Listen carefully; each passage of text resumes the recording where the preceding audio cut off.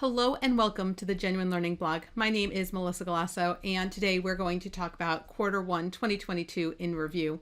Each quarter, at the end of the quarter, we go over what happened in the world of A&A. We're going to talk a little bit about what was issued, what you need to know that's coming down the pike. So let's dive on in. First and foremost, the FASB got out their first two ASUs of 2022.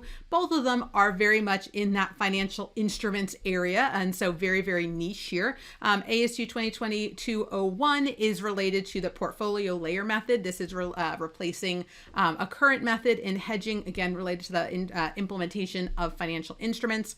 And they made some changes to troubled debt restructuring and vintage disclosures. That came out on the last day of the quarter. Again, part of the overall PIR related to financial instruments.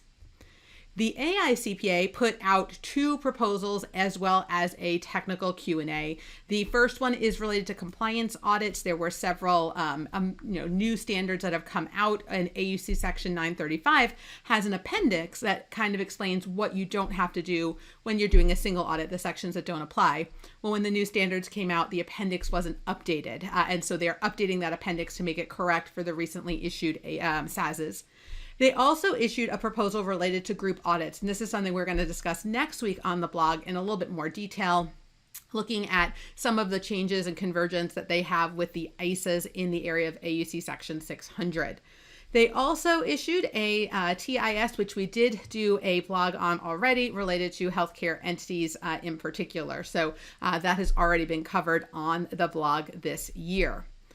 From an ethics perspective, however, lots going on. So we had four final items get approved by the Professional Ethics Executive Committee of the AICPA: loan acquisitions and other transactions, accounting standards implementation services, especially with leases becoming effective this year for both governmental and for-profit and nonprofit entities that are out there. I would definitely recommend everyone take a look at that. It is effective in 2022, what we can and cannot do when serving our clients in implementing an accounting standard. So highly recommend everyone take a deep dive into that one. They also addressed unpaid fees, and then, no surprise, responding to noncompliance with laws and regulations, frequently referred to as NOCLAR. That was a very needed one because we expect upcoming SAS to come out also in this area related to noncompliance. The ethics and the audit standards both had to be updated for this to work. So we had a pretty busy quarter in Q1. It started really, really slow. A lot of this came out towards the end of the quarter. We didn't get anything from GASB, but that's okay, because in Q2, they're planning on issuing 4 final statements as well as an exposure draft. So they have a lot coming down the pike. So we'll be taking a look at that in Q2. But this is everything that you need to know about A&A that was issued or proposed during the first quarter of 2022.